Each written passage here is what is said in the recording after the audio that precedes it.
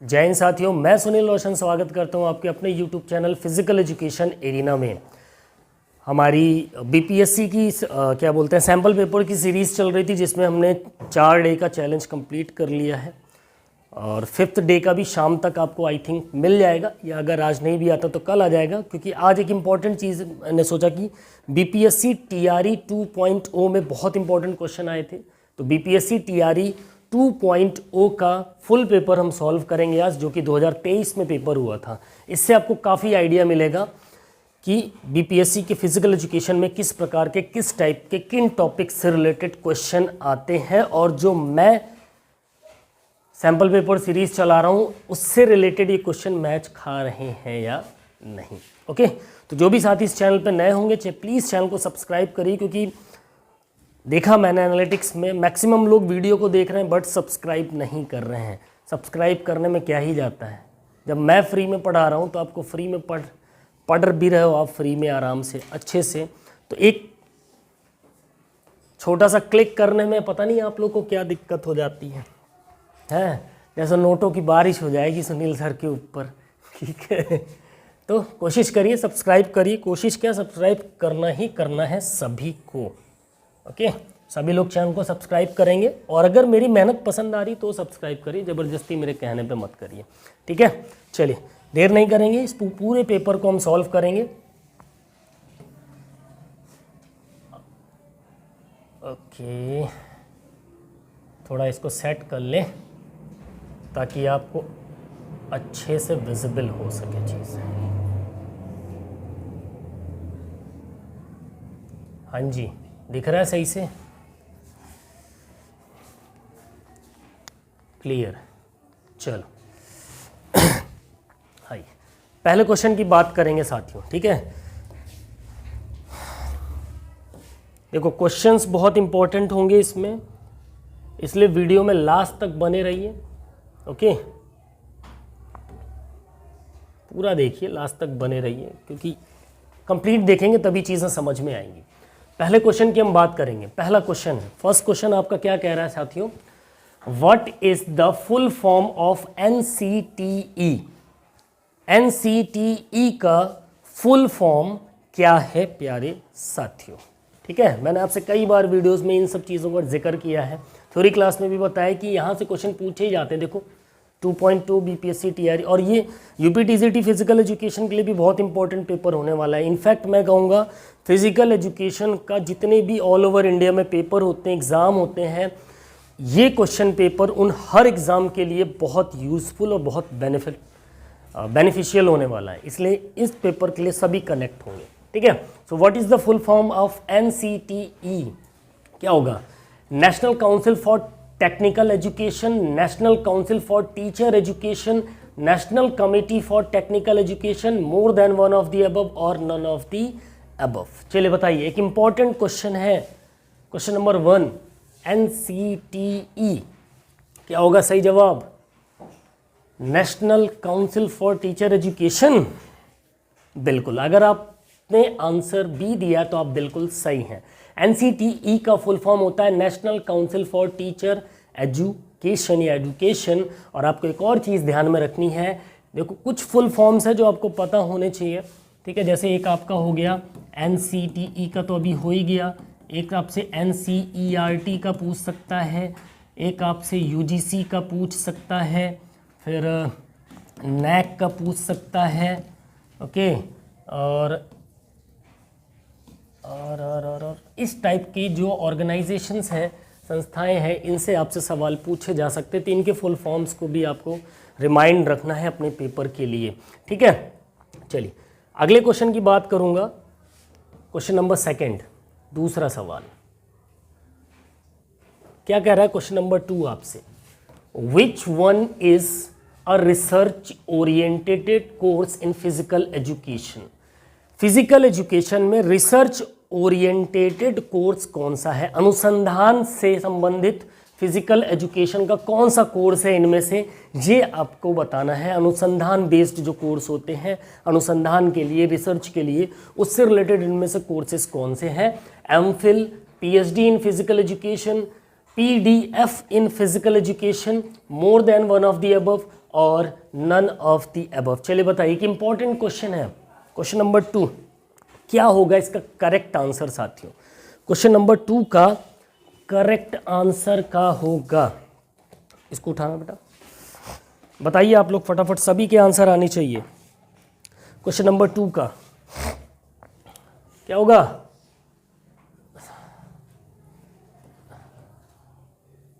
ये तो होगा ही नहीं, पीडीएफ कौन सा कोर्स है यार, ठीक है। More than one of the above इसका आंसर हो जाएगा, ठीक है। आपका एमफिल और पीएचडी ये दोनों ही फिजिकल एजुकेशन में रिसर्च ओरिएंटेड बेस्ड कोर्सेज होते हैं, ठीक है। एमफिल और पीएचडी ध्यान रखिएगा, ए और बी दोनों ही सही होंगे, इसलिए option D more than one of the above आपका करेक्ट आंसर हो जाएगा। ये नहीं होगा, पीडीएफ कोर्स नहीं होता कोई इसमें, ओके। चलिए नेक्स्ट क्वेश्चन नंबर 3, तीसरा सवाल आपके सामने है साथियों। थर्ड क्वेश्चन क्या कह रहा है? A competition played within the walls of an institution is known as, क्या कह रहा है? हाँ, a competition played within the walls of an institution is known as, यानी कि एक वह ऐसी प्रतियोगिता जो चार दीवारी के अंदर एक किसी विद्यालय के या कॉलेज की चार दीवारी के अंदर खेला जाए, तो वह प्रतियोगिता कौन सी होती? कल ही इससे रिलेटेड मैंने क्वेश्चन आपको सॉल्व करा है, बताइए। एक्स्ट्रा म्यूरल बोलेंगे, इंट्रा म्यूरल बोलेंगे, ठीक है, इंटर डिस्ट्रिक्ट कंपटीशन होगा या इंट्रा म्यूरल कंपटीशन हो गया, मोर than one of the above या नन ऑफ द अबव। चलिए बताइए, एक इंपॉर्टेंट क्वेश्चन है, क्या होगा इसका सही जवाब?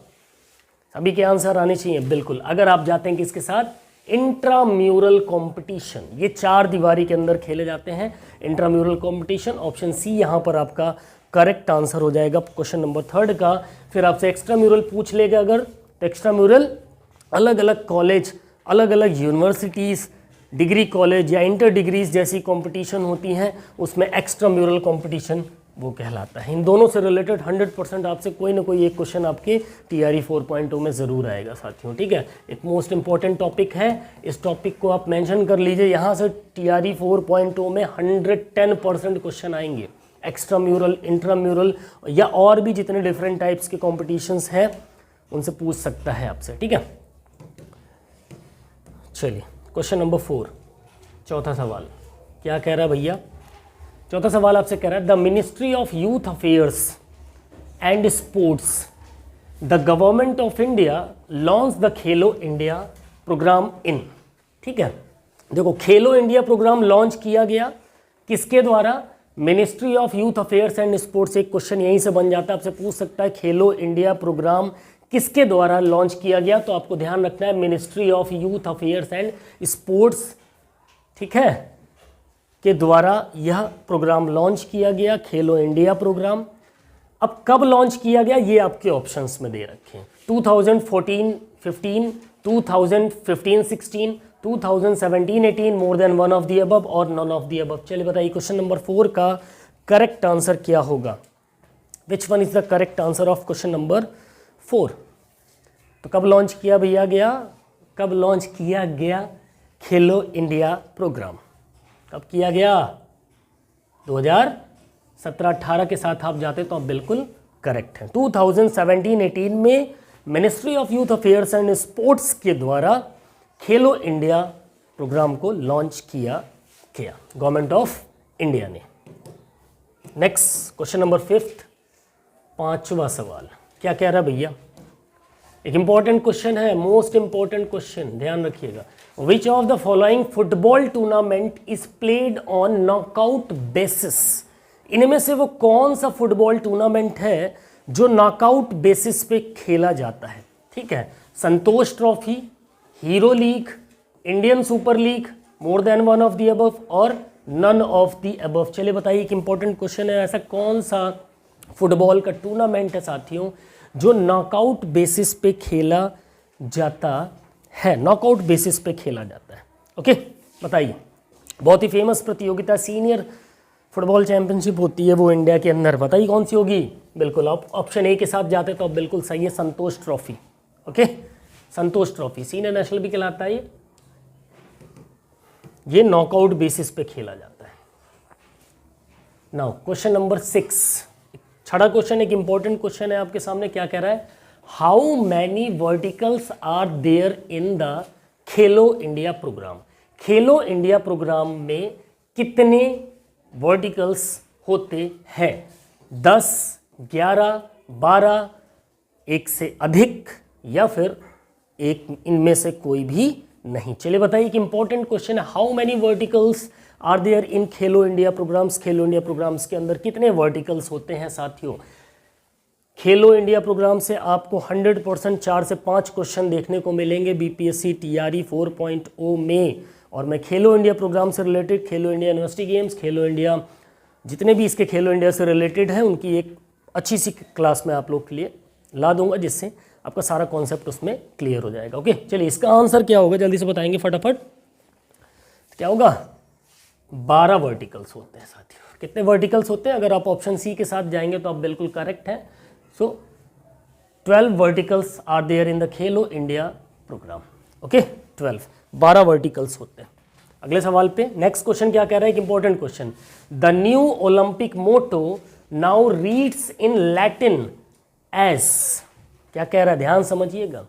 द न्यू ओलंपिक मोटो, जो नए ओलंपिक मोटो हैं उनको लैटिन भाषा में क्या पढ़ा जाता है? ठीक है, CTS, RTS, FORTS कम्युनिटर, CTS, RTS, FORTS, CTS, RTS कम्युनिटर, more than one of the above और नन ऑफ दी अबव। चलिए बताइए, एक इंपॉर्टेंट क्वेश्चन है। कई बार मैंने अपने पेपर में जब मैंने ओलंपिक की थ्योरी पढ़ाई थी तो उसमें इन चीज़ को डिस्कस भी किया है। क्वेश्चन नंबर 7 सभी के आंसर आने चाहिए। क्या होगा सही जवाब 7वें का?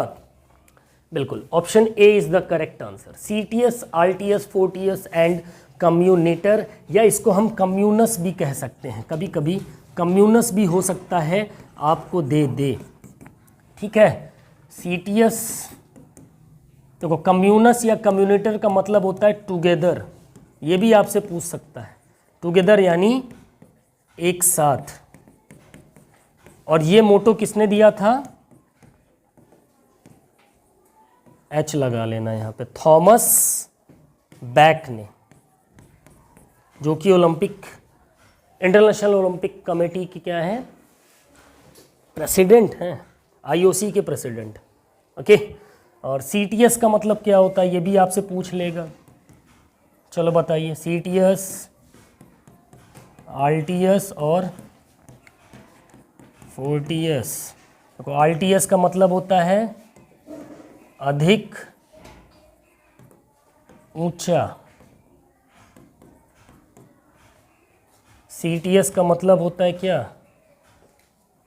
अधिक तेज। FORTS का मतलब क्या होता है? अधिक बलवान। ओके, और टुगेदर और कम्युनिस्ट का मतलब टुगेदर एक साथ।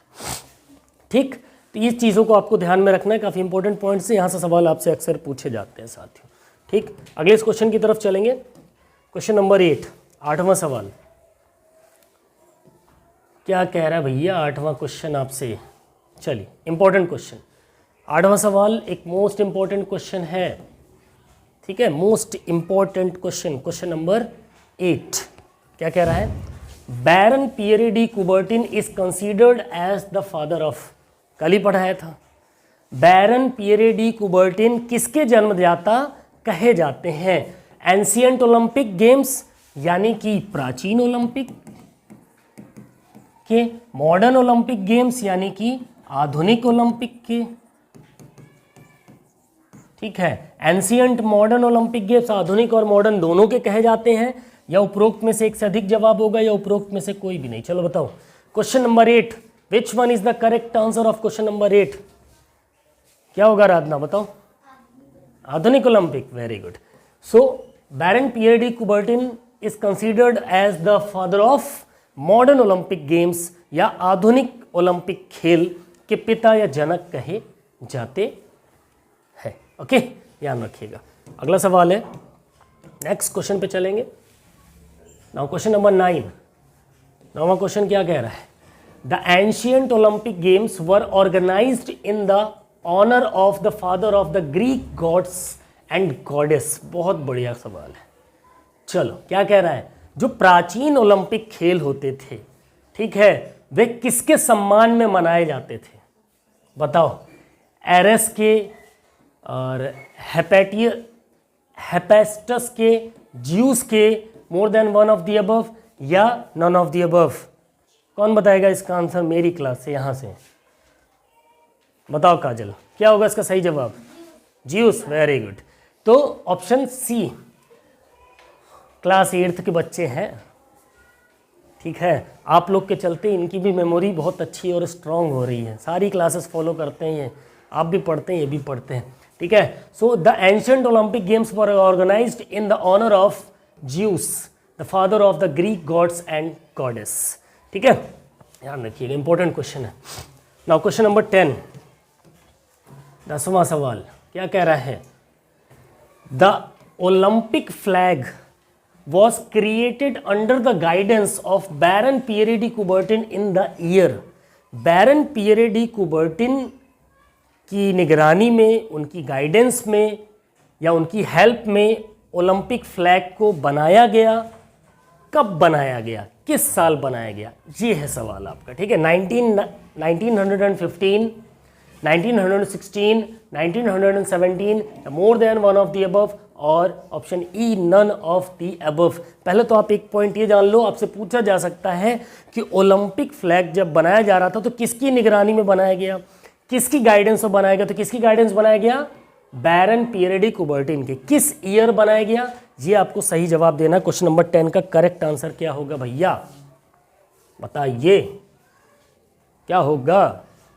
Option E none of the above, इनमें से कोई नहीं, इनमें से कोई नहीं, ठीक है। और इसका आंसर आप कमेंट में करके बताएंगे मेरे को, ठीक है। पढ़ा रखा है मैंने ओलंपिक की हिस्ट्री की क्लास में, आप जाइए थ्योरी की क्लास में, पूरी थ्योरी क्लास की पूरी क्या बोलते हैं प्लेलिस्ट पड़ी हुई है, सारी चीज़ें पढ़ा रखी हैं। तो इसका आंसर आप कमेंट बॉक्स में मेरे को बताएंगे, देखते हैं कितने लोगों के करेक्ट आंसर आते हैं इसके, ठीक है। चलिए अगले सवाल पे चलते हैं। क्वेश्चन नंबर 11 क्या कह रहा है भैया, एक important question. The Olympic gold medal is composed of at least, मतलब जो ओलंपिक में मेडल दिया जाता है, गोल्ड मेडल, ठीक है, सोने का जो मेडल दिया जाता है, उसमें एक्चुअल में कितनी सोना, कितना चांदी, कितना ब्रॉन्ज, कितना कांस्य मिलाया जाता है, कितना सही में, कितना वैसे रहता है, वो चीज़ें आपको बतानी है, ठीक है।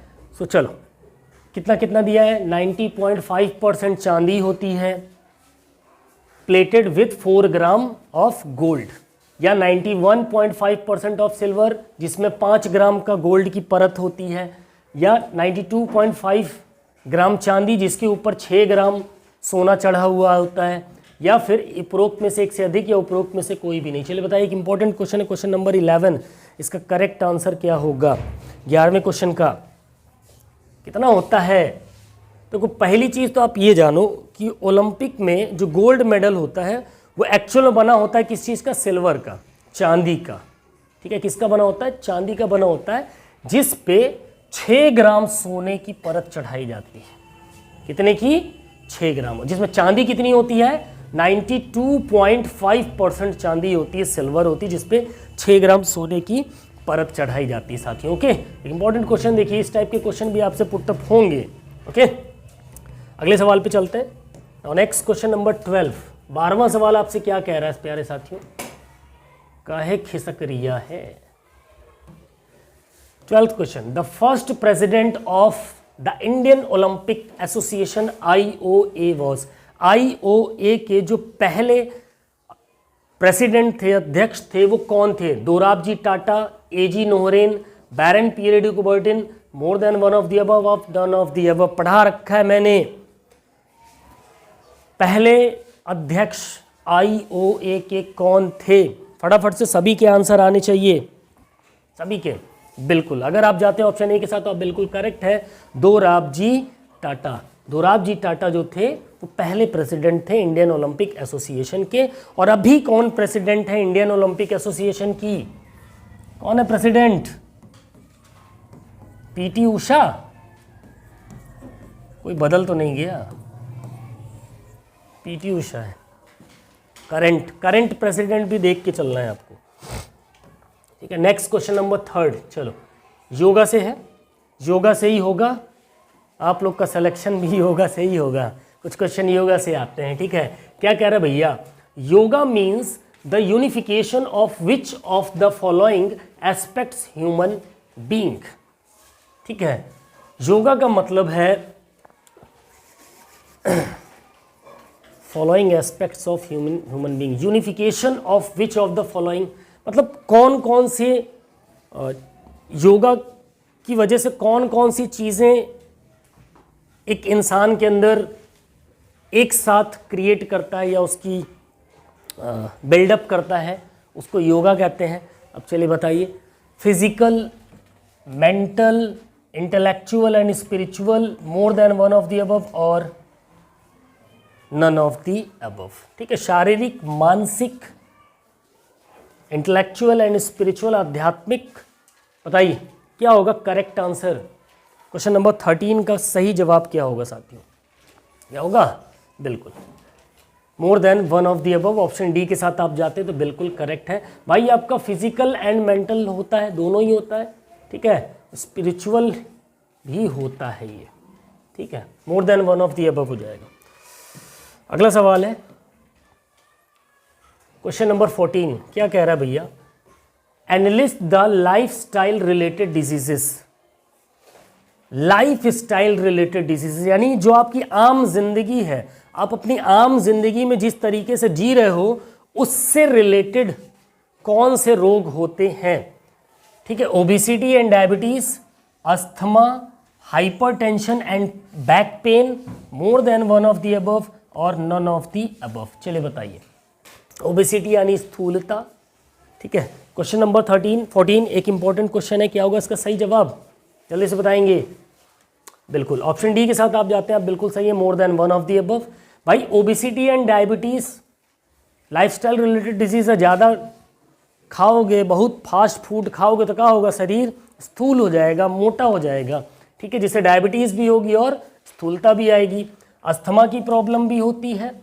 लाइफस्टाइल कैसा हो गया हमारा, बहुत प्रदूषित हो गया है, चारों तरफ गाड़ियाँ ही गाड़ियाँ हैं, धुआं ही धुआं, धूल धूल है, जिससे क्या हो रहा है, अस्थमा, दमा जैसी प्रॉब्लम्स आ रही हैं। हाइपरटेंशन और बैक पेन हो रहा है, सर में बहुत दर्द होता है लोगों के बहुत सोचने से। ठीक है, more than one of the above, इसीलिए करेक्ट आंसर हो जाएगा इसका। 14 क्वेश्चन हो गया, अगले क्वेश्चन की तरफ चलते हैं। चलिए नेक्स्ट क्वेश्चन नंबर 15, 15वां सवाल विजिबल है, यस। 15th क्वेश्चन है, एक इंपॉर्टेंट क्वेश्चन है, क्या कह रहा है साथियों, थोड़ा सा और इसको जूम कर लेते हैं।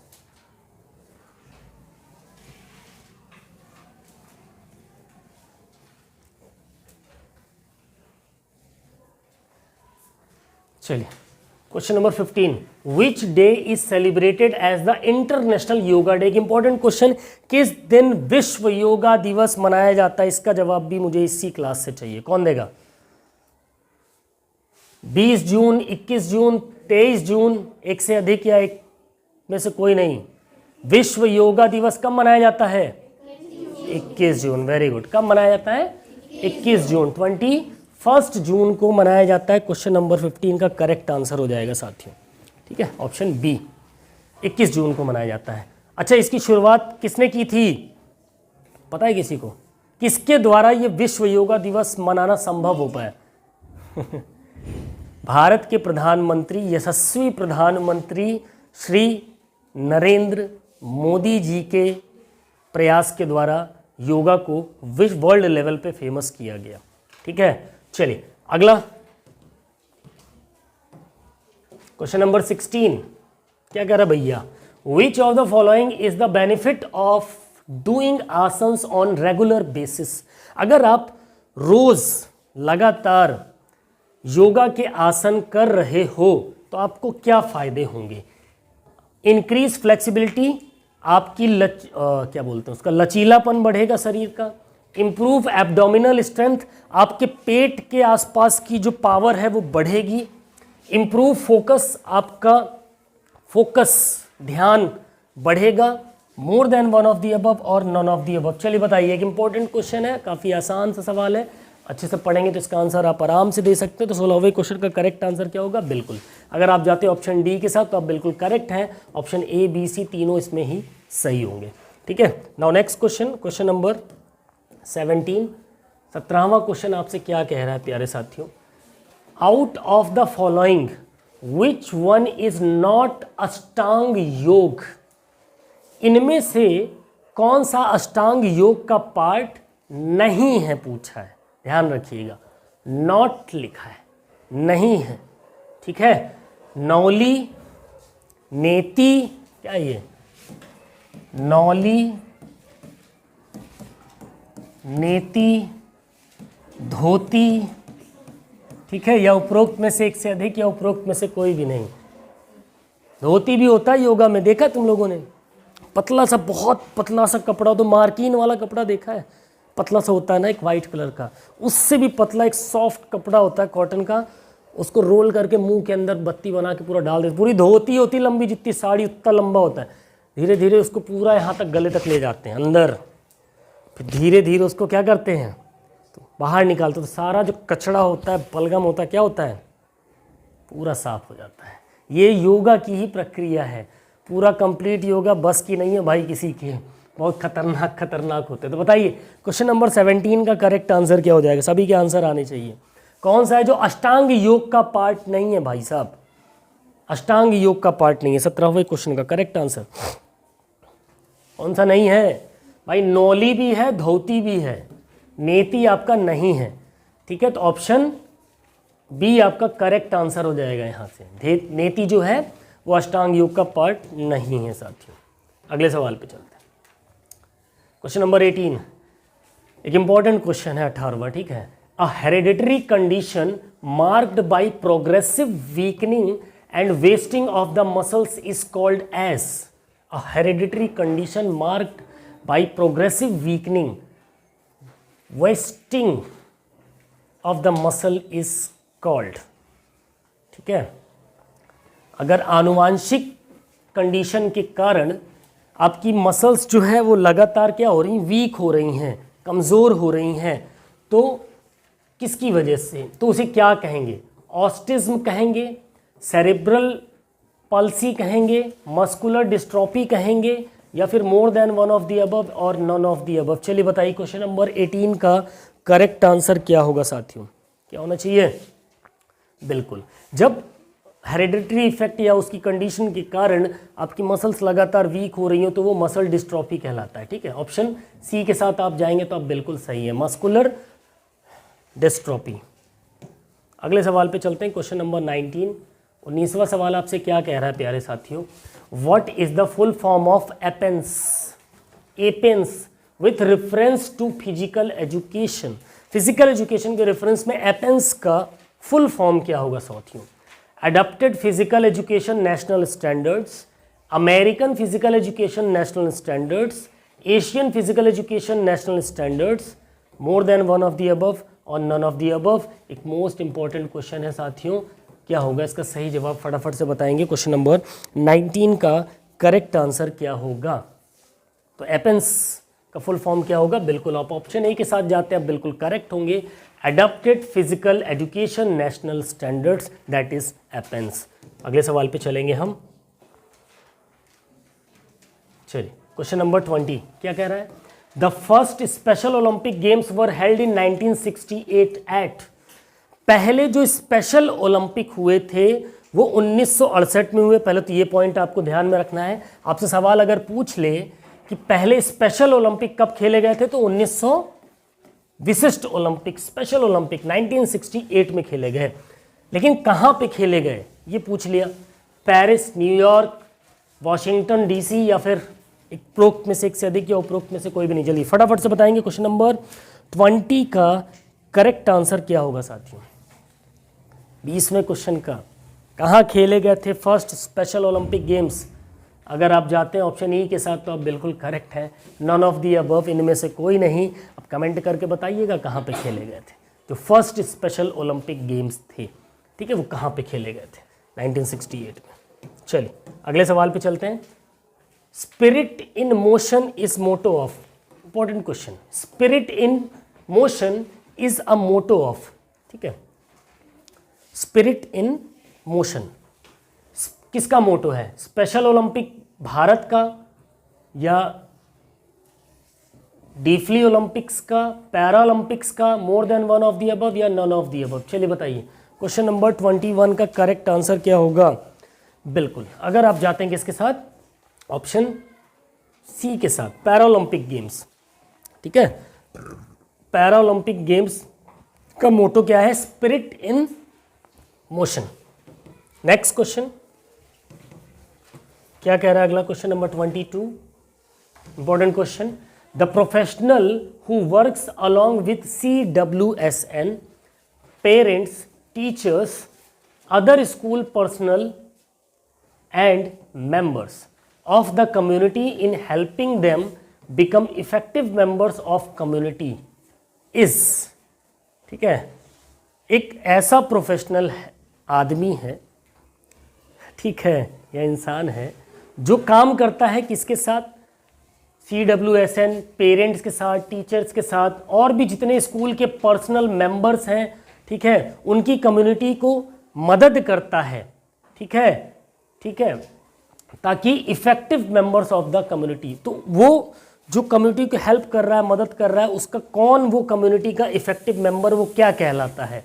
काउंसलर कहलाएगा, फिजियोथेरेपिस्ट कहलाएगा, ऑक्यूपेशनल थेरेपिस्ट कहलाएगा, मोर than one of the above, और नन ऑफ द अबव? चलिए बताइए। क्वेश्चन नंबर 22 एक इंपॉर्टेंट क्वेश्चन है, ऐसे सवाल भी आपको देखने को मिलेंगे। क्या होगा इसका सही जवाब? क्या होना चाहिए? बिल्कुल, अगर आप जाते हैं ऑप्शन ए के साथ, आप बिल्कुल सही है, वो काउंसलर कहलाता है, जो आपके पेरेंट्स के साथ भी और जितने कम्युनिटी के मेंबर्स भी हैं उनकी हेल्प करेगा, उनको गाइड करेगा, ठीक है, तो क्या कहलाएंगे? काउंसलर्स कहलाएंगे। ओके, फिजिकल एजुकेशन काउंसलर्स भी होते हैं, ध्यान रखिएगा। चलिए अगले क्वेश्चन पे चलें। क्वेश्चन नंबर 23, 23वां सवाल एक इंपॉर्टेंट क्वेश्चन है। Which of the following is a component of physical fitness? इनमें से फिजिकल फिटनेस का कंपोनेंट कौन सा है साथियों? ये आपको बताना है, ठीक है। एंड्योरेंस, सहनशीलता, alertness, strength, more than one of the above, और नन ऑफ द अबव? चलिए बताइए, एक इंपॉर्टेंट क्वेश्चन है। क्वेश्चन नंबर 23 क्या होगा सही जवाब? क्या होगा? स्पोर्ट्स ट्रेनिंग का क्वेश्चन है, हेल्थ एजुकेशन का है। क्या होगा सही जवाब क्वेश्चन नंबर 23 का? बिल्कुल, अगर आप जाते हैं किसके साथ, ऑप्शन डी के साथ, आप बिल्कुल करेक्ट हैं, ठीक है। सो फिजिकल फिटनेस के जो कंपोनेंट्स हैं वो आपका एंडोरेंस और स्ट्रेंथ, ठीक है, ध्यान रखिएगा। ऑप्शन ए और सी इसमें दोनों सही होंगे, इसलिए more than one of the above. Now next question, question number 24 क्या कह रहा है भैया? Which physical fitness test is use to assess cardiovascular endurance? Cardiovascular endurance को पढ़ाने के लिए कौन सा फिजिकल फिटनेस टेस्ट लिया जाता है? पुशअप टेस्ट करते हैं, सेटअप टेस्ट करते हैं, कूपर्स 12 मिनट रन टेस्ट करते हैं, more than one of the above, और नन ऑफ द अबव? चलिए बताइए कि इंपॉर्टेंट क्वेश्चन है, क्वेश्चन नंबर 24। कल भी शायद आई थिंक सो मैंने इस क्वेश्चन को डिस्कस किया था। चलिए बताइए 24वें क्वेश्चन का करेक्ट आंसर क्या होगा? बिल्कुल, कूपर्स की 12 मिनट की जो वॉक और रन टेस्ट होता है उसको कार्डियोवास्कुलर एंडोरेंस को बढ़ाने के लिए असेस किया जाता है, ठीक है। चलिए अगले सवाल पे चलेंगे। क्वेश्चन नंबर 25 क्या कह रहा है भाई साहब? 25वां question, which of the following is not a technique to assess body fat? ठीक है, मतलब वो कौन सी तकनीक है जो बॉडी फैट को मापने के लिए काम में नहीं आती है, ठीक है, काम में नहीं ली जाती है। मैंने एक चीज़ बोली थी आपसे कल कि ये जो नहीं वाला होता है ना, वो सिलेक्शन छीन ले जाता है लोगों से, जिनकी 1-2 नंबर से रह जाते हैं ना सिलेक्शन, वो इस नहीं वाले में ही अटक जाते हैं। क्वेश्चन ऐसे ही अक्सर गलत करके आते, तो आप इस चीज़ को ध्यान रखना, ठीक है। तो क्योंकि बॉडी फैट ऐसे सुन लेते हैं तो खटाक से आ जाता है दिमाग में, भाई body mass index, skin fold, किसी न किसी में ठोक के चले आएंगे आंसर। तो क्या पूछे भैया? Which of the following is not a technique to assess body fat? शरीर की चर्बी को नापने के लिए इसमें से कौन सी वो तकनीक नहीं है पूछा है। तो 25वें क्वेश्चन का करेक्ट आंसर क्या होगा, क्या होगा भाई? देखो, स्किन फोल्ड कैलिपर से या थिकनेस से मापा जाता है, ठीक है। बॉडी मास इंडेक्स से, बीएमआई से भी आपकी चर्बी मापी जा सकती है। हाइड्रोस्टैटिक वेइंग से भी तो मापा जाएगा, उससे भी मापा जाता है। तो ये तो सारे ही सारे क्या कर रहे हैं, बॉडी फैट को माप रहे हैं, लेकिन पूछा क्या, कौन बॉडी फैट को मापता नहीं है, तो इसमें है ही नहीं। तो आंसर क्या हो जाएगा, none of the above, option E यहां पर आपका करेक्ट आंसर हो जाएगा, ई। ओके, चलिए नेक्स्ट क्वेश्चन नंबर 26। 26वां सवाल आपसे क्या कर रहा है, upon which one of the following health and well-being lifestyle determinants an individual has the maximum control. Which of the following health and well-being lifestyle determinal an individual has the maximum control? इनमें से कौन सा है जो आपकी अच्छी और स्वास्थ्य लाइफस्टाइल को बेहतर रखता है? वो कौन सा सिस्टम है, उसको मेंटेन रखता है, उसको कंट्रोल रखता है, अच्छा रखता है? Health care system, society and culture, hereditary and age, more than one of the above और नन ऑफ द अबव। चलिए बताइए, क्वेश्चन नंबर 26 एक important question. Which one is the correct answer of question number 26? क्या कह रहा है, upon which of the following health and well being lifestyle determinants individual has the maximum control, has the maximum control, none of the above, health care system. 26 check करो जरा।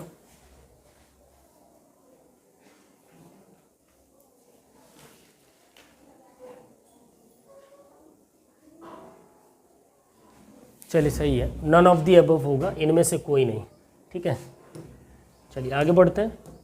Next question, what is the another name of synchronisation? Synchronisation का दूसरा नाम क्या है? Speed, balance, coordination, more than one of the above और none of the above. चलिए बताइए, सिंक्रोनाइजेशन को हम दूसरे और किस नाम से जानते हैं? सिंक्रोनाइजेशन का मतलब क्या होता है, एक लेवल पे करना किसी चीज को, इधर उधर हो उसको एक सिस्टम से कर देना। बताओ क्या होगा क्वेश्चन नंबर 27 का करेक्ट आंसर? एक इंपॉर्टेंट, एक अच्छा सवाल है, क्या होगा? बिल्कुल कोऑर्डिनेट कर देना, समन्वय कर देना, ठीक है, ध्यान रखना, कोऑर्डिनेशन। ऑप्शन सी के साथ आप जाते हो, बिल्कुल करेक्ट हो। क्वेश्चन नंबर 28 की बात करेंगे, विच of the following minerals controls growth and body weight? वो कौन से मिनरल्स हैं जो आपकी शरीर के भार को और आपके शरीर के विकास को कंट्रोल करते हैं? बताओ, iodine, sodium, phosphorus, more than one of the above और नन ऑफ द अबव। 28 एक इंपॉर्टेंट क्वेश्चन, क्या होगा सही जवाब? कौन सा मिनरल है जो सबसे ज़्यादा आपकी ग्रोथ और बॉडी वेट को कंट्रोल करता है? तो वो है क्या है? आयोडीन। इनमें से क्या है? आयोडीन है, ध्यान रखिएगा। ऑप्शन ए के साथ आप जाते हैं, आप बिल्कुल करेक्ट हो जाएंगे।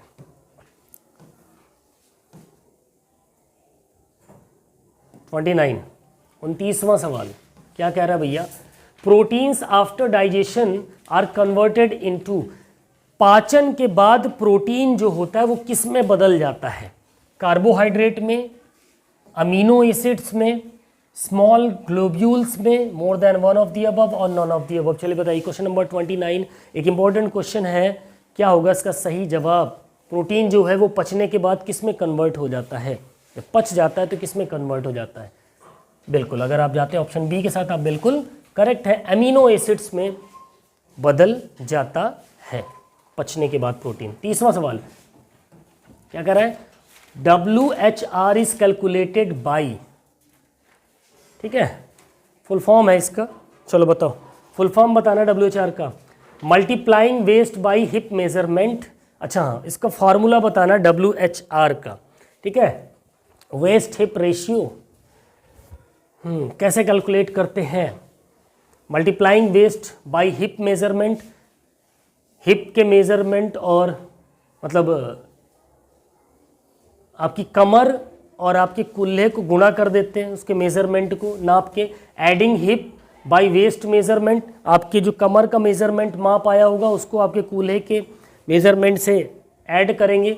या subtracting waist from hip measurement, ठीक है, आपके कूल्हे की माप से आपकी कमर की माप को घटा देंगे, या मोर than one of the above और नन ऑफ द अबव। चलिए बताइए, एक इंपॉर्टेंट क्वेश्चन है, क्वेश्चन नंबर 30। करेक्ट आंसर क्या होगा? क्या होगा? ऑप्शन ई हो जाएगा यहाँ पर, नन ऑफ द अबव। ठीक है, इनमें से कोई भी नहीं। ओके, चलिए 31 क्या कह रहा है भैया? Somatotype is a method for describing. Somatotype जो होते हैं वो क्या डिस्क्राइब करते हैं? ह्यूमन बिहेवियर को, ह्यूमन स्कल को, ह्यूमन फिजिक को, more than one of the above और नन ऑफ द अबव, इंसान के व्यवहार को, इंसान की बनावट को, ठीक है, और ह्यूमन स्किल होना चाहिए यहाँ पर, ठीक है, स्कल लिख गया, स्किल को, कौशल को, किसको दर्शाता है सोमैटोटाइप? टाइप 31 एक इंपॉर्टेंट क्वेश्चन, क्या होगा सही जवाब? सोमैटोटाइप्स जो होते हैं वो ह्यूमन फिजिक्स को दर्शाते हैं, ठीक है, शरीर की रचना को दर्शाते हैं, उसकी बनावट को दर्शाते हैं साथियों। ऑप्शन सी करेक्ट हो जाएगा। चलो 32वां question, 600 metre run walk test, 600 metre run walk test is use for assessment of speed, stamina, endurance, more than one of the above और नन ऑफ द अबव। चलो बताओ, 600 मीटर रन वॉक टेस्ट जो होता है वो किस चीज़ को grow नापने के लिए, मापने के लिए होता है? स्पीड को, स्टैमिना को, एंडोरेंस को। बताओ 32 का करेक्ट आंसर क्या होगा? मोर than one of the above. आपकी स्पीड भी मापेगा, स्टैमिना भी मापेगा, आपका एंडोरेंस भी मापेगा। ध्यान रखिएगा, उपरोक्त में से एक से अधिक जवाब होंगे इसके। Question number 32। Now question number 33, 33वां सवाल आपके सामने है। क्या कह रहा है 33वां सवाल भैया? Which of the following is not the measure of cardiovascular endurance? ठीक है, not the measure of cardiovascular endurance. इनमें से वो कौन है जो कार्डियोवास्कुलर एंडोरेंस को मापता नहीं है? Push up test, treadmill test, Harvard step test, more than one of the above और नॉन ऑफ द अबव। चलिए बताइए, एक इंपॉर्टेंट क्वेश्चन है। क्वेश्चन नंबर 33 का करेक्ट आंसर क्या होगा? बिल्कुल ऑप्शन ए के साथ आप जाते हैं तो आप बिल्कुल सही हैं। पुशअप टेस्ट जो होता है वो आपको कार्डियोवास्कुलर एंडोरेंस को नहीं मापता है। बाकी आपका ट्रेडमिल टेस्ट हो गया और हार्वर्ड स्टेप टेस्ट हो गया, ये दोनों ही आपके कार्डियोवास्कुलर एंडोरेंस को मापते हैं। ठीक है, 34 क्वेश्चन की बात करेंगे। Stomach epithelial cells in the body secrete, ठीक है, जो आपके पेट की एपिथेलियल कोशिकाएं होती हैं वो क्या छोड़ती हैं? ऑक्सीटॉक्सिन छोड़ती हैं, एड्रेनालिन छोड़ती हैं, हाइड्रोक्लोरिक एसिड छोड़ती हैं, उपरोक्त में से एक से अधिक या उपरोक्त में से कोई भी नहीं। चलिए बताइए, क्वेश्चन नंबर 34 करेक्ट आंसर क्या होगा? बिल्कुल, अगर आप जाते हैं ऑप्शन सी के साथ तो आप बिल्कुल करेक्ट है, हाइड्रोक्लोरिक एसिड छोड़ती है। ठीक है, आपकी जो स्टोमक एपिथेलियल सेल्स होती हैं वो क्या रिलीज करती हैं, क्या सीक्रेट करती हैं? हाइड्रोक्लोरिक एसिड को सीक्रेट करती हैं। क्वेश्चन नंबर 35 की बात करेंगे। 35वां एक इंपॉर्टेंट क्वेश्चन होगा आपके सामने। क्या कह रहा है? The primary function of the cerebrospinal fluid is to, ठीक है, the primary function of the cerebrospinal fluid is to. Cerebrospinal fluid जो होता है उसका मेन या प्राइमरी मुख्य फंक्शन क्या होता है, कार्य क्या होता है? प्रोटेक्ट द ब्रेन, मस्तिष्क को सुरक्षा देना, provide nutrients to the surrounding tissue, ठीक है, जो भी ऊतकों के सराउंडिंग होते हैं उनको क्या देना? न्यूट्रिएंट्स प्रोवाइड करना, रिमूव वेस्ट प्रोडक्ट्स को हटा देना, मोर than one of the above और नॉन ऑफ द अबव। चलिए बताइए, क्वेश्चन नंबर 35 का करेक्ट आंसर क्या होगा? 35वां क्वेश्चन एक इंपॉर्टेंट क्वेश्चन है। क्या काम करता है भैया? Option D, more than one of the above. ठीक है, सेरेब्रोस्पाइनल फ्लूइड जो होता है आपके ब्रेन को, पहली बात तो जान लो, प्रोटेक्ट करने का काम करता है। ठीक है, साथ ही न्यूट्रिएंट्स भी प्रोवाइड करता है। ब्रेन के आसपास जो टिश्यूज होते हैं, जो ऊतक होते हैं, उनको न्यूट्रिएंट्स भी प्रोवाइड करता है, और जो वेस्ट प्रोडक्ट्स होते हैं हमारे ब्रेन के आसपास उनको क्या कर देता है? वहाँ से रिलीज करने का काम करता है, हटाने का काम करता है। ठीक है, रिमूव कर देता है उसको। ऑप्शन डी यहाँ पर आपका करेक्ट हो जाएगा, more than one of the above. 36वां सवाल क्या कह रही है? क्या कह रही है? नहीं जाएगा क्या? चलो, attitude sickness is typically cause due to, attitude sickness is typically cause due to, जो अल्टीट्यूड सिकनेस, सॉरी, अच्छा एक्चुअली फोकस पड़ रहा ना, लाइट का एल दिख ही नहीं रहा था, ठीक है, चश्मा चेंज कराना पड़ेगा मुझे लग रहा है, इधर से देखता हूँ, इधर से साफ दिख रहा है। क्या कह रहा है, altitude sickness is typically cause due to, जब आप अधिक ऊंचाई पर जाते हो तो वहाँ पर आपको एल्टीट्यूड सिकनेस होती है, ठीक है, तो वो किसकी वजह से होती है, बढ़ती है, increase level of CO2 in blood, आपके ब्लड में कार्बन डाइऑक्साइड की मात्रा क्या बढ़ जाए तब, the partial pressure of oxygen, oxygen का प्रेशर क्या हो जाए, पार्शियल हो जाए, कम हो जाए आपके शरीर में, इस वजह से, कोल्ड टेम्परेचर, ठंडे टेम्परेचर की वजह से, मौसम की वजह से, more than one of the above, none of the above. Most important question, ये सवाल आपको हो सकता है दोबारा भी देखने को मिल जाए, थोड़ा घुमा फिरा करके 4.2 में। चलिए बताइए 36 का करेक्ट आंसर क्या होगा। बिल्कुल, अगर आप जाते हैं किसके साथ, ऑप्शन डी के साथ, तो आप बिल्कुल करेक्ट है, more than one of the above इसका करेक्ट आंसर होगा। नहीं,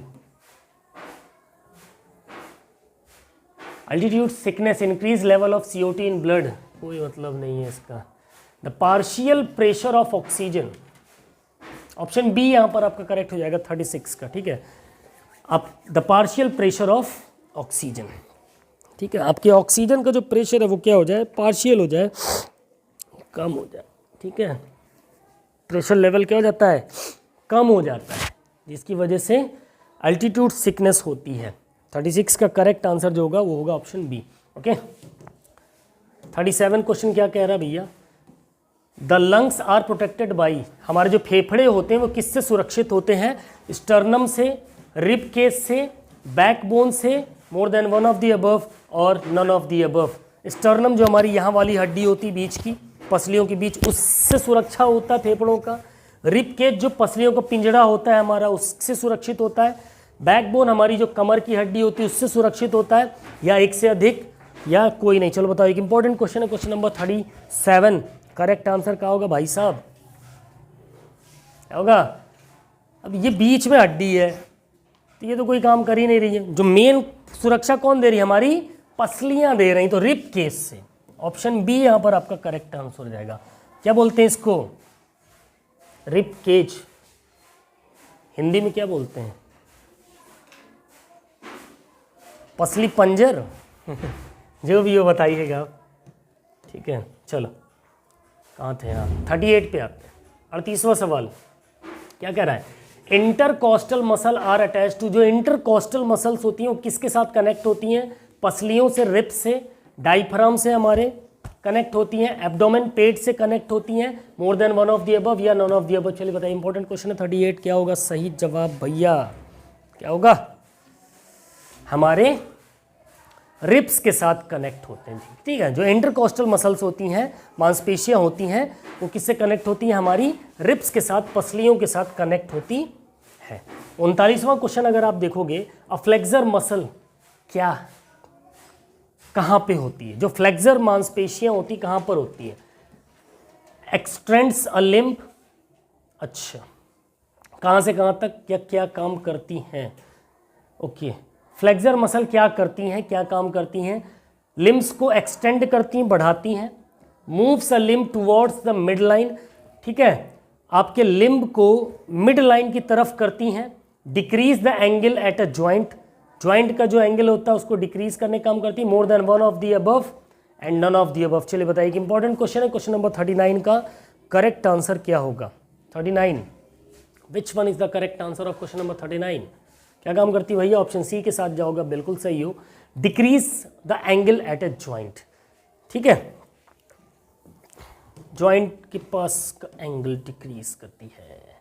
चलो 40वां सवाल, एक इंपॉर्टेंट क्वेश्चन है, क्वेश्चन नंबर 40, क्या कह रहा है भाई, a scientific study about the human और non human body movement is known as, ठीक है,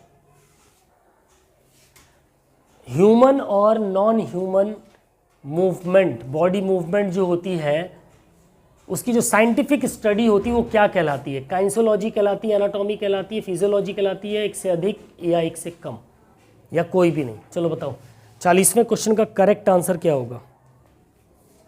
क्या होगा? गति विज्ञान। क्या होगा? गति विज्ञान। इसमें इंसान ह्यूमन बॉडी मूवमेंट भी होती है और नॉन ह्यूमन बॉडी मूवमेंट भी होती है। ठीक है, काइंसोलॉजी ऑप्शन ए यहाँ पर आपका करेक्ट आंसर हो जाएगा क्वेश्चन नंबर 40 का। ठीक है, अगले सवाल पे चलेंगे। क्वेश्चन नंबर 41 एक इंपॉर्टेंट क्वेश्चन होने वाला है। 41वां क्या कह रहा है भैया? An athlete who has greater dominance of slow twitch muscle fibres in leg muscles has a greater chance becoming a sprinter, long jumper, high jumper, more than of the above, none of the above. क्या कह रहा है? An athlete who has greater dominance of slow twitch muscle fiber in leg muscles has a greater chance of become। अगर एक athlete में, ठीक है, उसकी जो पैर की मांसपेशियां हैं उसमें स्लो ट्विच मसल फाइबर क्या हो? ज़्यादा हो, तो वो क्या बन सकता है? एक अच्छा स्प्रिंटर बन सकता है, 100 मीटर की रेस में खूब बढ़िया खिलाड़ी बन जाएगा, लंबी कूद का अच्छा खिलाड़ी बन जाएगा, ऊंची कूद का अच्छा खिलाड़ी बन जाएगा, या इनमें से कोई भी नहीं, या उपरोक्त में से एक से अधिक। चलिए बताइए क्वेश्चन नंबर 41वें का करेक्ट आंसर क्या होगा? बताओ, ध्यान समझिएगा। क्या कह रहा है? Slow twitch muscle fibre. अब स्लो ट्विच मसल फाइबर क्या काम, किस प्रकार के खिलाड़ी में काम आते हैं? जो लंबी दूरी के धावक होते हैं, जैसे मैराथन। यहाँ कहीं मैराथन का नाम दिया है? नहीं दिया है। या स्विमिंग में, तैराकी में खूब दूरी तक वो तैरे, स्विमिंग की मैराथन, तो वहाँ स्लो ट्विच मसल फाइबर काम करेंगे। जब स्लो ट्विच मसल फाइबर वहाँ काम करेंगे तो स्प्रिंटर में क्या होता है? 100 मीटर, तो यहाँ तो फास्ट ट्विच मसल फाइबर काम कर रहा है। लॉन्ग जंपर में भी फास्ट ट्विच मसल फाइबर काम कर रहा है, हाई जंप में भी फास्ट ट्विच मसल फाइबर काम कर रहा है, यानी ऑप्शन ई करेक्ट हो जाएगा, नन ऑफ दीज, उपरोक्त में से कोई भी नहीं। अगर यहाँ फास्ट ट्विच मसल फाइबर दिया होता तो ये तीनों ही सही हो जाते हैं। ठीक है, चलिए अगला सवाल, क्वेश्चन नंबर 42 क्या कह रहा भैया? थोड़ा स्पीड में चलेंगे, टाइम टेकन हो रही के, कोई बात नहीं। चलो, the path of an object project into free air space is known as. The path of an object project into free air space. ठीक है, यानी फ्री एयर स्पेस में के रास्ते पर एक ऑब्जेक्ट को प्रोजेक्ट किया जाए तो वो क्या कहलाएगा? एबनॉर्मल कर्व होगा, पैराबोला होगा, वेलोसिटी होगा, मोर than one of the above और नॉन ऑफ द अबव। चलिए बताइए क्वेश्चन नंबर 42 का करेक्ट आंसर क्या होगा भैया? क्या बनाएगा? Option B is the correct answer, that is parabola. ठीक है, question number 43, which ligament is termed as the strongest ligament of the hip joint? ठीक है, चलो बताओ, लिगामेंट का नाम बताना जो आपके कूल्हे के जोड़ का सबसे स्ट्रॉन्गेस्ट लिगामेंट है। ठीक है, प्यूबोफिमोरल लिगामेंट, इशियोफिमोरल लिगामेंट, क्या दिया? Iliofemoral ligament, more than one of the above और नन ऑफ द अबव। चलिए बताइए क्वेश्चन नंबर 43 का करेक्ट आंसर क्या होगा? आपके हिप में जो लिगामेंट पाए जाते हैं उसमें सबसे स्ट्रॉन्गेस्ट लिगामेंट कौन सा है? क्वेश्चन नंबर 43 क्या होगा सही जवाब? क्वेश्चन नंबर 43 का बिल्कुल, अगर आप जाते हैं इलियोफिमोरल लिगामेंट तो आपके स्ट्रॉन्गेस्ट लिगामेंट्स होते हैं आपके हिप जॉइंट के, कूल्हे के जॉइंट के। ठीक है, कूल्हे के जो जोड़ होते हैं वहाँ पर इलियोफिमोरल लिगामेंट होते हैं सबसे स्ट्रॉन्गेस्ट। 44वां क्वेश्चन क्या कह रहा है? ए फॉरवर्ड अपवर्ड मूवमेंट, ठीक है, of the foot at the ankle joint is known as forward upward movement. ठीक है, जब आप आगे चल रहे हो तो आपके जो पंजे हैं आगे चल रहे हैं और अपवर्ड मूवमेंट में हैं। जब चलते हैं तो कैसी होती है मूवमेंट?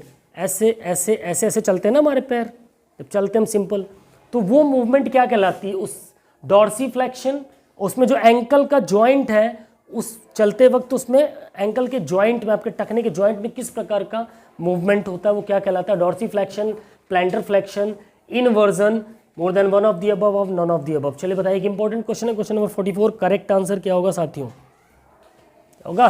बिल्कुल डॉर्सीफ्लेक्शन। ध्यान रखिएगा, चलते वक्त आपके जॉइंट्स में, एंकल के जॉइंट्स में कौन सी गति होती है? डॉर्सी फ्लेक्सन, ठीक है, ध्यान रखिएगा। इसको भी मैंने अच्छे से पढ़ा रखा है जॉइंट की क्लास में, थ्योरी क्लास में। चलिए 45वां सवाल, an athlete covering 100 metre distance in 10 second. एक एथलीट 100 मीटर की दूरी 10 सेकेंड में कंप्लीट करता है, is running at speed of, ठीक है। अगर एक एथलीट, ध्यान से सुनो, एक धावक 100 मीटर की दूरी 10 सेकेंड में पूरी करता है, तो उस दौड़ने वाले धावक की स्पीड कितनी होगी? 100 मीटर पर सेकेंड, 1000 मीटर पर सेकेंड, 1 मीटर पर second, more than one of the above, none of the above. चलिए बताइए, गणित का सवाल है, क्या होगा सही जवाब? कल ही समझाया था, क्या होगा? कौन बताएगा इसका आंसर? क्या होना चाहिए 45वें क्वेश्चन का करेक्ट आंसर? अरे यार सिंपल सी चीज़ है, 100 मीटर डिस्टेंस कवर कर रहा है कितने में? 10 सेकेंड में, ठीक है, 10 सेकेंड में कवर कर रहा है ना, तो 1 सेकेंड में कितना जा रहा है? 10 मीटर, 10 दम्मा 100 होता है ना, तो 1 सेकेंड में कितने मीटर जा रहा है? 10 मीटर, तो 10 मीटर पर सेकेंड की स्पीड हुई, कहीं दिया है? तो आंसर क्या होगा? Option E, none of the above, उपरोक्त में से कोई नहीं। अगर 10 मीटर पर सेकेंड कहीं दिया होता तो आपका आंसर वो वाला सही होता है, ठीक है। चलो नाउ नेक्स्ट क्वेश्चन नंबर 46, क्या कह रहा है भैया? Both the term emotion and motivation, ध्यान समझिए, इमोशन और motivation have come from which of the following identical Latin roots, ठीक है, वो लैटिन भाषा में कहाँ से लिए गए हैं या किस शब्द से लिए गए हैं? Have come from which of the following identical Latin roots, movement से लिए गए हैं, मूवर से लिए गए, मूवमेंट से लिए गए, मोर than one of the above से, या फिर नॉन ऑफ द अबव। चलिए बताइए, इमोशन और मोटिवेशन लैटिन भाषा में कहाँ से लिए गए? 46 का करेक्ट आंसर क्या होगा साथियों? क्या होगा? बिल्कुल मूवेयर से लिए गए, इमोशन और मोटिवेशन दोनों, ठीक है, ऑप्शन बी करेक्ट हो जाएगा। 47 की बात करें, a motivational behaviour is directed towards, ठीक है, जो किसी एक इंसान का, किसी एक खिलाड़ी का प्रेरणात्मक व्यवहार, ठीक है, वो किस पे डिपेंड करता है? उस सिचुएशन पे, उस समय की, किसी ऑब्जेक्ट पर, उसके लक्ष्य पे, गोल पर, मोर than one of the above और नॉन ऑफ द अबव। चलिए बताइए, किधर लेकर जाता है उसको? बताओ 47वें का करेक्ट आंसर क्या होगा? बिल्कुल, एक मोटिवेशनल बिहेवियर जो होता है वो एक खिलाड़ी को उसके गोल की तरफ लक्षित करता है, ठीक है, उसके लक्ष्य की तरफ। नाउ क्वेश्चन नंबर 48, 48वां सवाल, एक इंपॉर्टेंट क्वेश्चन, क्या कह रहा है भैया? Who is known as the father of experimental psychology? बहुत बार पूछा हुआ सवाल है ये, ठीक है, अक्सर एग्जाम में कूद जाता है ये सवाल, चाहे यूपीटीसीटी ले लो, एस्टेट ले लो, बीपीएससी ले लो, केवी ले लो, एनवीएस ले लो, यहाँ सवाल पूछा जाता है। तो एक्सपेरिमेंटल साइकोलॉजी के फादर कौन थे भैया? William Wundt, John B Watson, Sigmund Freud, more than one of the above और नॉन ऑफ द अबव। चलिए बताइए, क्वेश्चन नंबर 48 का करेक्ट आंसर क्या होगा? WW याद रखना, क्या याद रखना? WW, William wound, option A यहाँ पर करेक्ट हो जाएगा। 49, rapid physical changes occur in which of the following stages, मतलब शारीरिक रूप से शरीर में बहुत तेजी के साथ परिवर्तन होता है, किस उम्र में? चाइल्डहुड में, एकदम छोटे बचपने में, एडोलसेंस में, ठीक है, अडल्टहुड में 19-20 साल की उम्र में, एडोलसेंस यानी कि 13, 14, 12 ऐसी उम्र में। बताओ क्या होगा इसका सही जवाब? क्वेश्चन नंबर 49 का, किसमें सबसे तेज तीव्र गति के साथ फिजिकल चेंजेस होते हैं? 49 देखो,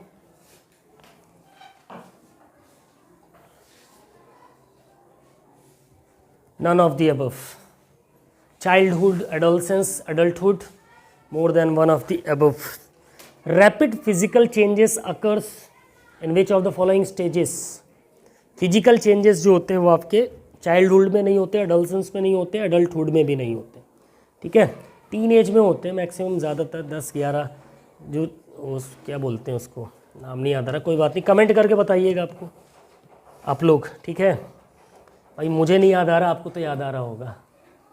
विच one of the following is not a problem related to adolescence, ठीक है। Which of the following is not a problem related to adolescence. Adolescence से रिलेटेड इसमें से कौन सी प्रॉब्लम नहीं है पूछा है। Substance abuse, eating disorder, anti social behaviour, more than one of the above या नन ऑफ द अबव। चलिए बताइए क्वेश्चन नंबर 50 एक इंपॉर्टेंट क्वेश्चन है, क्या होगा सही जवाब? Eating disorder, option B is the correct answer, ठीक है। ईटिंग डिसऑर्डर आपका एडोलसेंस से रिलेटेड कोई प्रॉब्लम नहीं है, बाकी सब्सटेंस अब्यूज हो सकता है, एंटी सोशल बिहेवियर हो सकता है, ये सारी चीज़ें हो सकती हैं। क्वेश्चन नंबर 51 की बात करेंगे। 51वां क्वेश्चन क्या कह रहा है, देखते हैं कितनी दूरी पे है, दिखेगा। चलो यहाँ से क्वेश्चन देख लेते हैं पहले, क्या कह रहा है। A successful sports training programme consists of, ठीक है, एक सक्सेसफुल स्पोर्ट्स ट्रेनिंग, एक स्पोर्ट्स ट्रेनिंग प्रोग्राम सक्सेसफुल हो जाए, सफलतापूर्वक हो जाए, तो वो किस वजह से होता है या उसमें क्या क्या चीज़ें होती हैं। एक सफल स्पोर्ट्स ट्रेनिंग प्रोग्राम में गोल होता है, प्लान, वर्कआउट प्लान होता है, ठीक है, या फिर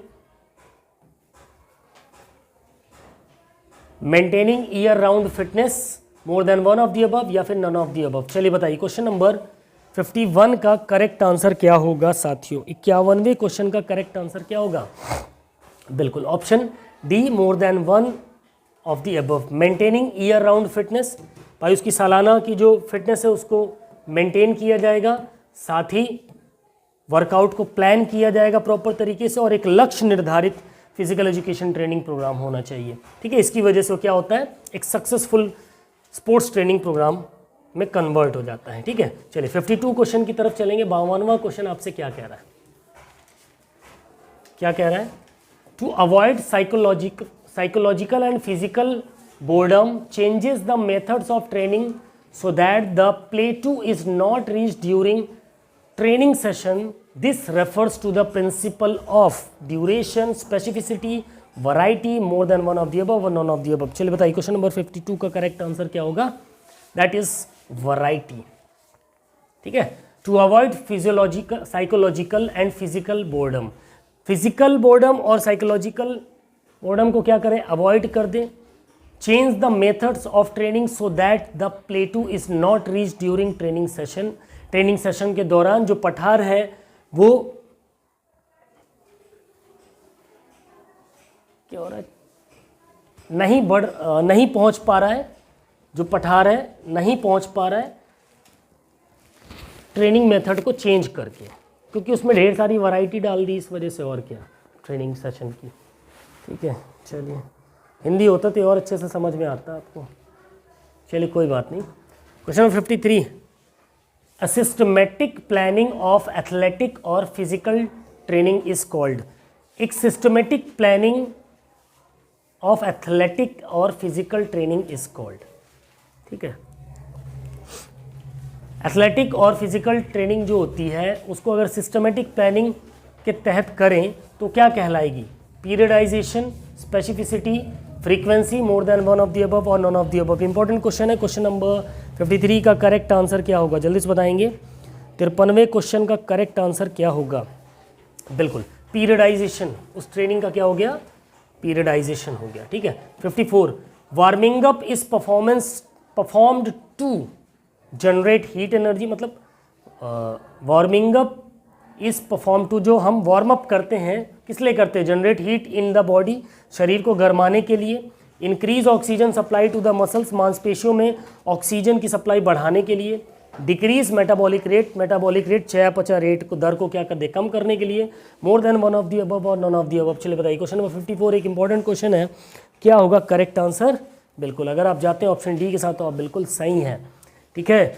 आपकी मसल्स में क्या करता है, ऑक्सीजन लेवल को तो बढ़ाता ही है, हीट भी जनरेट करता है, ठीक है, मेटाबॉलिक रेट को भी कम करता है।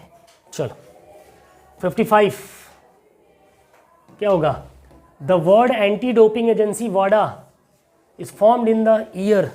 सबसे पहले वाडा का फुल फॉर्म ध्यान रखना, वर्ल्ड एंटी डोपिंग एजेंसी, यहाँ से भी पूछ लेता है कब बनी ये agency, 1997, 1999, 1998, more than one of the above, more than none of the above. चलो बताओ 55वें क्वेश्चन का करेक्ट आंसर क्या होगा, कब बनी? 99 में। कब बनी? ऑप्शन 2, ऑप्शन बी 1999 में। ठीक है। 56, the factor that affects child motor development by birth is, the factor that affects child's motor development by birth is, वह कौन सा कारक है जो जन्म से ही क्या करता है? मोटर डेवलपमेंट को अफेक्ट करता है चाइल्ड के। ठीक है, एक बच्चे के। क्या होगा? Food and nutrition, obesity, genetics, more than one of the above और none of the above.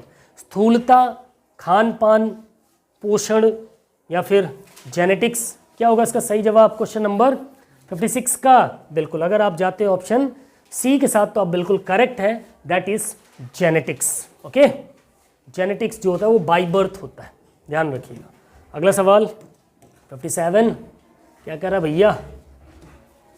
Kyphosis is a postural deformity commonly known as, kyphosis, kyphosis को हम और किस नाम से जानते हैं? Hollow back, hunch back, sideways, bending या फिर more than one of the above, none of the above. क्या बोलते हैं? That is kyphosis, hollow back, hunch back बोलते हैं। क्या बोलते हैं? ऑप्शन बी के साथ अगर आप जाओगे आप बिल्कुल करेक्ट हो, that is hunch back. Kyphosis को हम हंच बैक के भी नाम से जानते हैं। जहाँ तक है हॉलो बैक हम लॉर्डोसिस को हॉलो बैक बोलते हैं शायद, आई थिंक सो। और स्कॉलिसिस को हम साइडवेज बेंडिंग बोलते हैं। ठीक है, ये यहाँ से भी पूछ लेता है। साइडवेज बेंडिंग होगी तो ये आपकी स्कॉलियोसिस कहलाएगी, हॉलो बैक आपका लॉर्डोसिस कहलाता है, हंच बैक आपका काइफोसिस कहलाता है। ध्यान रखिएगा, एक इंपॉर्टेंट पॉइंट है, सवाल आपसे यहाँ से पुटअप हो सकते हैं। ठीक है, अगले सवाल पे चलेंगे। 58वां क्वेश्चन आपसे क्या कह रहा है प्यारे साथियों? The minimum duration of activity should be dash per week at vigorous intensity in adult above 65 years of age. बताओ, मिनिमम ड्यूरेशन ऑफ एक्टिविटी मतलब 65 साल की उम्र में, ठीक है, एक हफ्ते में, 65 साल मतलब बुजुर्ग हो गया, ठीक है, तो एक हफ्ते में उसके लिए कितने मिनट की एक्टिविटीज़ होनी चाहिए फिजिकल वगैरह की? बताओ, 75 मिनट की, 150 मिनट की, 300 मिनट की, नन ऑफ दी अबव। बताओ, 150 मिनट धुआं हो जाएगा। Option A is the correct answer. 75 minute बहुत है उतना, हफ्ते में 75 मिनट वो अपने शरीर के बारे में दे बस। ठीक है, चलो 59 क्वेश्चन की बात करेंगे। क्या कह रहा है भैया? In which year did women participate in the Olympics for the first time? पहली बार ओलंपिक में महिलाओं ने कब प्रतिभाग किया? 1901 में, 1905 में, 1910 में, more than one of the above, none of the above. का हो भैया? क्या होगा सही जवाब? बिल्कुल, आप जाते हो ऑप्शन ई के साथ तो आप बिल्कुल करेक्ट हैं, क्योंकि महिलाओं ने कब प्रतिभाग किया था? सन 1900 में।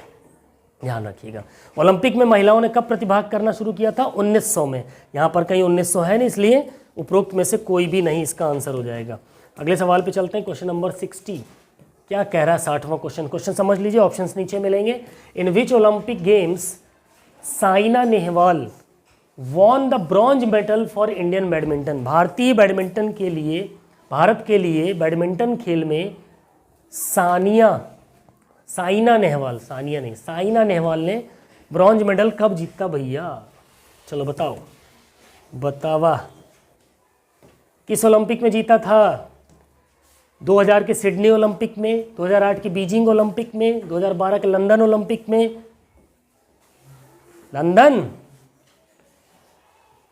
लंदन ठुमकदा, सही बात है। 2012 के लंदन ओलंपिक में साइना नेहवाल ने ब्रॉन्ज मेडल जीता था भारत के लिए। ठीक है, अगला सवाल 61 क्वेश्चन। क्या कह रहा भैया? What is the full form of आपर्ड? बहुत ही फेमस क्वेश्चन है, अक्सर टपक जाता है, पके हुए आम की तरह चू जाता है हर पेपर में। ठीक है, क्या कह रहा है? Australian alliance for health, physical education, recreation and dance, American association for health, physical education, recreation and dance, American alliance for health, physical education, recreation and dance, more than one of the above और none of the above. यार पूरी energy निकल जाती है आप लोग को पढ़ाने में, खड़े खड़े मेरी कमर में दर्द हो जाता है। कम से कम अब तो सब्सक्राइब कर दिया करो तुम लोग, इतने कंजूस नहीं होना चाहिए मेरे व्यूवर्स को। ठीक है, 40% ऑडियंस सब्सक्राइब करती नहीं है, कोई बात नहीं, बट तकलीफ होती है। चलो बताओ, आपर्ट का फुल फॉर्म क्या होगा भैया? क्या होगा? A for American, A for Alliance, H for health, P for physical, E for education, R for recreation and D for dance. दिल से option C is the correct answer. ठीक है, ध्यान रखिएगा, ऑप्शन सी यहाँ पर आपका करेक्ट हो जाएगा। अगले सवाल पे चले। 62वां क्वेश्चन क्या कह रहा है?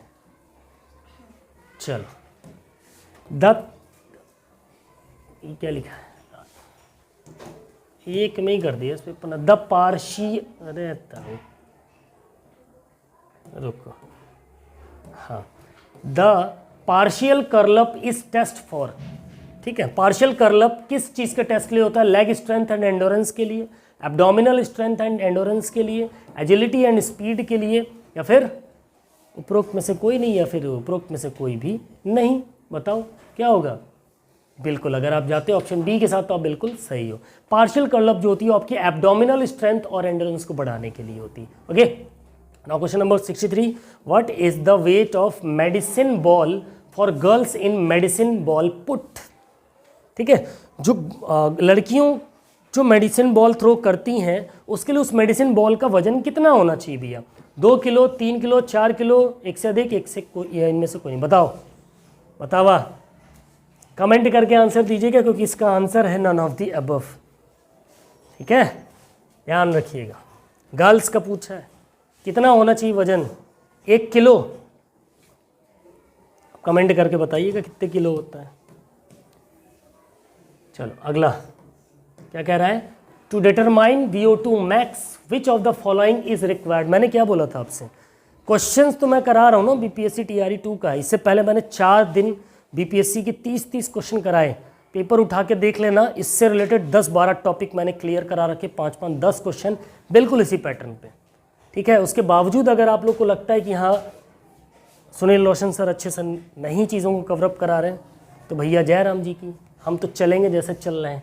ठीक है, to determine VO2 max which of the following is required? Weight, gender, age, more than one of the above. VO2 max को कैलकुलेट करने के लिए, उसको जानने के लिए इसमें से क्या चीज़ें ज़रूर होती हैं? वज़न, जेंडर, लड़का है कि लड़की है, या उसकी उम्र। चलो बताओ क्या होगा इसका सही जवाब? क्या होगा इसका सही जवाब? फटाफट से आंसर बताएंगे। क्या चाहिए होता है VO2 मैक्स के लिए? क्या ज़रूरी होता है? उसका वजन, जेंडर, एज, कोई मतलब नहीं होता उससे। ठीक है, option E, none of the above. ऐसा होता है क्या भैया? उसका वेट भी पता करना पड़ेगा, उसका जेंडर भी पता होना चाहिए। भाई हर किसी का VO2 मैक्स अलग अलग तरीके से निकालेंगे ना। अब लड़की है तो लड़की के लिए उस हिसाब से सेट किया जाएगी रेंज उसकी, लड़का है तो उसके लिए अलग रेंज सेट होगी, उसका वेट अलग होगा, एज अलग होगी। तो ABC तीनों ही सही होंगे, इसलिए आंसर आपका डी करेक्ट हो जाएगा, more than one of the above. ठीक है, चलिए अगला क्वेश्चन कह रहा है the test use to measure the fitness of senior citizen is. Senior citizen की फिटनेस के लिए जो टेस्ट यूज होता है वो कौन सा है? Harvard step test, general motor fitness test, Barrow motor fitness test, more than one of the above और none of the above. Question number 65 का करेक्ट आंसर क्या होगा साथियों? क्या होगा? इनमें से कोई भी नहीं, ऑप्शन ई। ठीक है, अगला 66वां क्वेश्चन, समय सीमा कम है। The protein pigment in muscles that is similar to haemoglobin is called as. ठीक है, क्या कह रहा है? A protein pigment in muscles, muscles में जो प्रोटीन का पिगमेंट होता है वो हीमोग्लोबिन के सिमिलर होता है, जिसको हम उस पिगमेंट का नाम क्या है ये बताना है। मायोग्लोबिन होता है, अल्फा ग्लोबुलिन होता है, बीटा ग्लोबुलिन होता है, उपरोक्त में से एक से अधिक या उपरोक्त में से कोई भी नहीं। चले बताइए क्वेश्चन नंबर 66 का करेक्ट आंसर क्या होगा भाई साहब? 66वें क्वेश्चन का करेक्ट आंसर, अरे कौन सा प्रोटीन होता है? मायोग्लोबिन होता है, उसमें जो पिगमेंट होता है। ठीक है, ऑप्शन ए यहाँ पर आपका करेक्ट आंसर होगा। 67वां, an energy system that provides energy during 5000 metre race. 5000 metre की रेस के दौरान वो कौन सा एनर्जी सिस्टम है जो एनर्जी प्रोवाइड करता है? बताओ। Anaerobic system, aerobic system, ATP CP system, more than one of the above, none of the above. BPSC की चारों क्लास में चीख के 12 से 13 क्वेश्चन एनर्जी सिस्टम पे कराए मैंने। इसका आंसर बताओ, सभी के आने चाहिए। क्या होगा सही जवाब? Aerobic system. एरोबिक सिस्टम, ठीक है, एरोबिक सिस्टम। क्यों? 5000 मीटर रेस, मिडिल डिस्टेंस की रेस होती है। यहाँ पर आपको, अब बताओ ये छोटी रेस है कि बड़ी 5000 मीटर? बड़ी रेस है ना, तो बड़ी रेस में हमें क्या चाहिए होगी? ज़्यादा ऑक्सीजन चाहिए होगा, स्लो ट्विच मसल फाइबर काम करेंगे, तो भैया वहाँ कौन सा तंत्र काम करेगा? हमारा एरोबिक तंत्र काम करेगा। ठीक है, चलो अगले सवाल पे चलें। कितने क्वेश्चन बचे? 13 क्या होगा कालिया? 68वां, the volume of blood pumped by heat during 1 minute is called, पढ़ा रखा है मैंने, ठीक है, कार्डियोवास्कुलर सिस्टम पढ़ा रखा है, सर्कुलेटरी सिस्टम बहुत अच्छे से पढ़ा है। क्या होगा सही जवाब? The volume of blood pumped by heart during 1 minute. हमारा जो हृदय है 1 मिनट में जो रक्त को क्या करता है? पंप करता है। जितना रक्त वो पंप कर देता है 1 मिनट में, उसको हम क्या बोलते हैं? स्ट्रोक वॉल्यूम बोलते हैं, ब्लड फ्लो बोलते हैं, कार्डियक आउटपुट बोलते हैं। More than one of the above, none of the above. क्या होगा? कार्डियक आउटपुट के साथ आप जाते हैं, बिल्कुल करेक्ट रहेंगे। ठीक है, देखो 1 मिनट में अगर पूछे तो कार्डियक वॉल्यूम, एक धड़कन में अगर पूछ ले, तुम दिल की धड़कन में रहते हो, हैं, धड़कन में अगर पूछ ले तो कहाँ पहुंच जाओगे? एक धड़कन कितना टाइम लेता है? एक धड़कन में हार्ट हमारा 0.8 सेकेंड देता है ना। इसके अंदर जितना ब्लड फ्लो होता है वो आपका स्ट्रोक वॉल्यूम कहलाता है, पर स्ट्रोक अगर पूछ ले। ठीक है, ध्यान रखिएगा इस चीज को। अगले पे चलते हैं। ओह, ज़्यादा जूम हो गया, कालिया बाहर भाग गया था, अंदर कर लेते हैं इसको। चलो क्वेश्चन नंबर 69 क्या कह रहा है? Is it visible? सही है, बहुत दिख रहा है। क्या कह रहा है? The volume of air that remains in the lungs after forceful expiration. क्या कह रहा है? जब आप बहुत तेजी के साथ अपनी सांस को क्या करते हो? बाहर छोड़ते हो, एक्सपायर करते हो, तो उस मात्रा को क्या कहते हैं? Dead space, residual volume, lung volume, more than one of the above, none of the above. मैंने रेस्पिरेटरी सिस्टम में पढ़ा रखा है। अगर आप थ्योरी क्लास में नहीं जाएंगे तो इसका आंसर कहाँ से देखेंगे? रेजिडुअल वॉल्यूम कहलाता है। ठीक है, क्या कहलाएगा? Residual volume. ध्यान रखिएगा। 70वां question, which of the following is not one of the 3 P's that forms objectives of first aid. First aid के जो 3 P's होते हैं, क्या कह रहा है? Which of the following 3 first aid से प्राथमिक उपचार के जो 3 P होते हैं, उसमें से इसमें से कौन सा नहीं है पूछा है। ध्यान रखिएगा, नहीं है। ठीक है, यहाँ नॉट लगा है, कहाँ का? बहुत खतरनाक शब्द है। क्या कर देता है? सिलेक्शन रोक देता है। प्रिजर्व, बचाव तो होता ही है, प्रिवेंशन बोल सकते हैं, प्रिवेंट बचाव। प्रमोट यही होगा गलत ऑप्शन, यानी ऑप्शन ए यहाँ पर करेक्ट आंसर हो जाएगा। ठीक है, नहीं, no, not, promote, promote, promote यही होना चाहिए। प्रमोट, प्रमोट को हिंदी में क्या बोलते हैं? प्रमोट को हिंदी में अरे क्या बोलते हैं यार? विच of the following is not of the 3 P's that forms of objectives of first add. Not पूछा नहीं, प्रमोट भी 3 P's में ही आता है। ऑप्शन ई यहाँ पर आपका करेक्ट आंसर हो जाएगा, that is none of the above. ठीक है भाई, सीधी सी बात है, उपचार को प्रमोट करने के लिए भी उसका शुद्ध भाई जब तक उसका प्रचार नहीं होगा, प्रमोशन नहीं होगा, कैसे पता चलेगा लोगों को प्रिवेंट करना है, प्रिजर्व करना है। ठीक है, तो प्रमोट भी होगा, प्रिवेंट भी होगा, प्रिजर्व भी होगा, ध्यान रखिएगा। अगला सवाल है 71। क्या कह रहा है भैया? The term biomechanics to describe the application of mechanical principles in the study of living organism was adopted in. बड़ा लंबा सवाल है। क्या कहा? The term biomechanics describe to the application of mechanical principles. जो टर्म बायोमैकेनिक्स है, जैव यांत्रिकी, उसका ये जो टर्म है इसको डिस्क्राइब किया गया मैकेनिकल प्रिंसिपल्स में किसकी स्टडी के लिए? लिविंग ऑर्गेनिजम्स की उनकी स्टडी के लिए किया गया, जो जीवित चीज़ें हैं, ठीक है, उसको कब अडॉप्ट किया गया?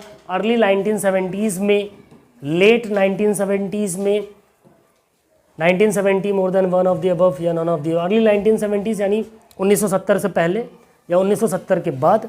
बताओ कहिया किए गए। थोड़ी बहुत बिहारी आती है अपने को। ऑप्शन ए अर्ली 1970s में, 1970 से पहले।